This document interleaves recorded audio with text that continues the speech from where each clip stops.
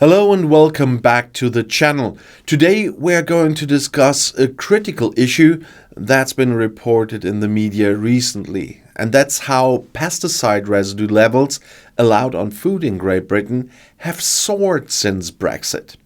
And this story has gained attention because of its potential impact on public health, wildlife, and the environment.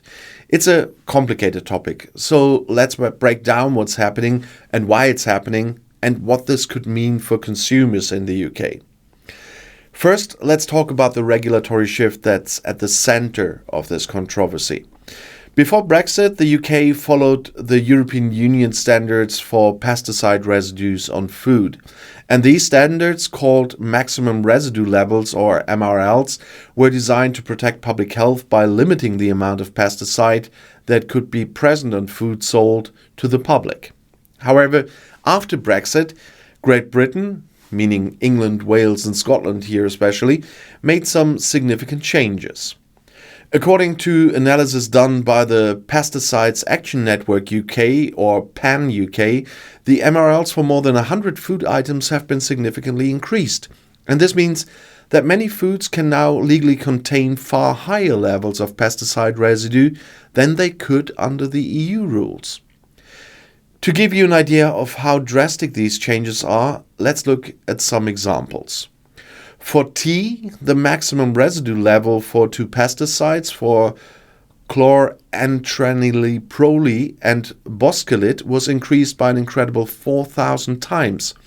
And for the controversial herbicide glyphosate, which has been classified as a probable human carcinogen by the World Health Organization, the MRL for beans was raised by 7.5 times. And this isn't just limited to a few niche products.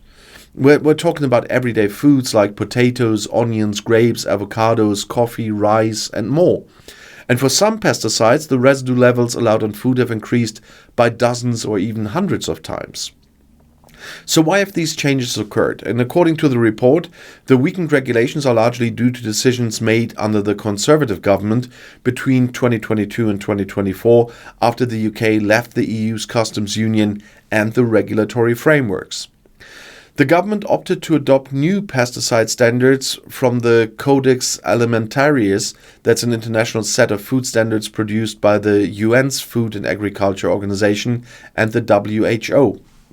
On the surface, Codex standards might sound reasonable, but they've been criticized by many campaigners who argue that they tend to be weaker than the EU's because of corporate and US lobbying. In fact, the UK government only adopted the Codex standards in cases where they allowed higher pesticide residues. Where the Codex standards were stricter, Britain chose to stick with the more lenient rules. And this decision has triggered alarm among environmentalists and public health campaigners who see it as prioritizing economic concerns over the health and safety of consumers. So let's dive into why this is such a concern. The primary purpose of MRLs is to protect public health. Pesticides can be harmful to humans, especially if consumed in large quantities over a long period. And some of the pesticides for which the MRLs have been increased are considered highly hazardous. In fact, 15 of them are on a list of highly hazardous pesticides compiled by PAN UK. And these pesticides include carcinogens, reproductive toxins, and substances that are harmful to wildlife. For example, some of the pesticides that have had their limits increased, such as neonicotinoids, are notorious for their devastating effects on pollinating insects, including bees. Despite this, the MRLs for some of these harmful substances have been raised significantly.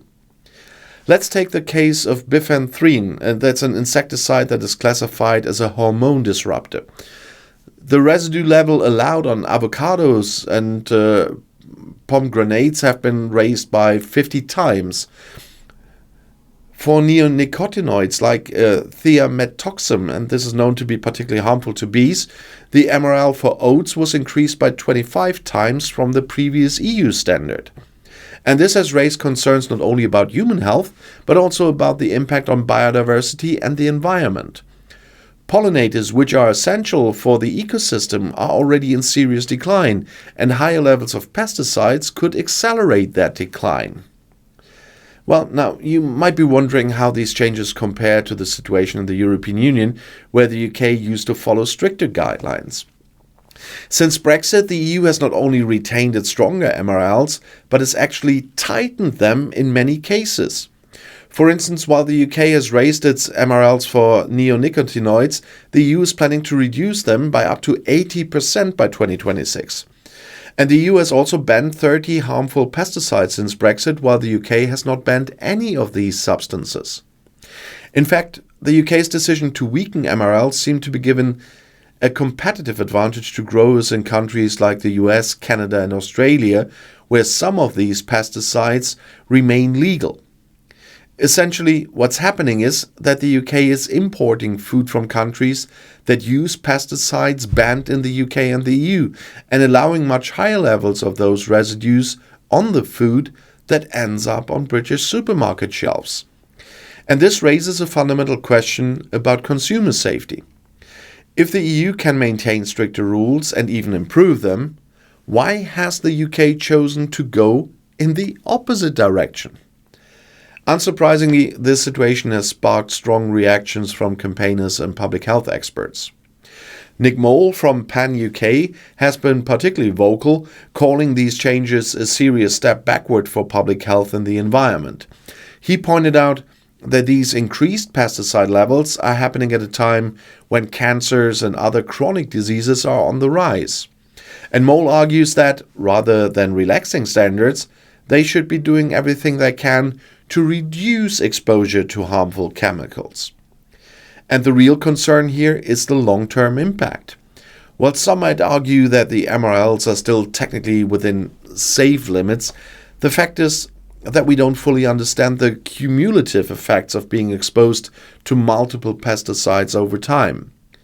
And we're talking about exposure to tens or even hundreds of different chemicals every day, and scientists are still studying how this might affect human health in the long run. In fact, in 2022, scientists concluded that global chemical pollution had already passed the safe limit for humanity. And this means we are now in uncharted territory when it comes to the long-term effects of chemical exposure. And this brings us to the Labour government that came in power in July. So far, Labour has made some promises to ban bee-killing pesticides and to review the risks and the impacts of pesticides through an increased focus on integrated pest management, an approach that seeks to minimize pesticides use by relying on alternative methods of pest control. However, campaigners are calling on the government to go further. They want Labour to reverse the changes made by the previous Conservative government and restore the stronger MRLs that were in place before Brexit. And there's pressure on Labour to act quickly. The longer these weaker pesticide regulations remain in place, the greater the potential harm to public health, wildlife, and biodiversity. But changing regulations isn't easy. Labour will face significant pushback from industries that rely on pesticides, including agriculture and food importers. The real question is whether the new government will take a precautionary approach, putting public health and environmental protection first, or whether economic pressures will win out. So what does this mean for the consumers? The reality is that many of the food that you eat every day in the UK, fruits, vegetables, grains, could now contain much higher levels of pesticide residue than before Brexit. And this shift has raised concerns among public health advocates and environmental campaigners who argue that the people in the UK are being exposed to higher chemical risks without adequate safeguards. As the Labour government takes stock of this situation, there is hope that they will move to reverse some of the changes and bring the UK back in line with the more stringent standards of the EU. But until then, it's clear that the issue of pesticide regulation post-Brexit is going to remain a contentious and important one. And I'll be keeping a close eye on this story as it develops, so stay tuned for updates. And in the meantime, let me know in the comments what you think about these changes and how they might affect the food you buy if you live in Britain. So thanks for watching, and I'll see you in the next video, which is right here in the end screen.